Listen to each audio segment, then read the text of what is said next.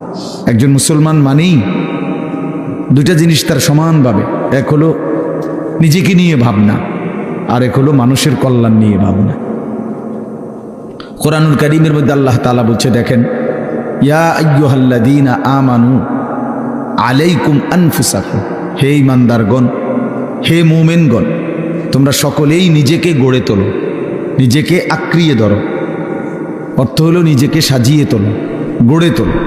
তোমার জিন্দিগি, তোমার জীবন, প্রতিটা নড়াচড়া যেন কবর, আখেরাত, পরকালের উপযোগী হয়, এরকমভাবে গড়ে তোলো। তাহলে নিজের ফিকির করতে বলছে।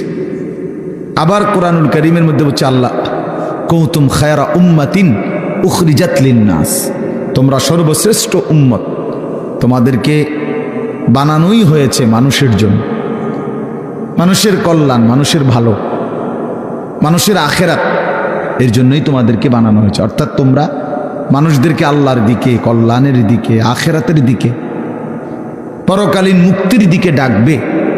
এটা তোমাদের শ্রেষ্ঠতম উম্মত হিসাবে জিম্মাদারি। তাহলে এবার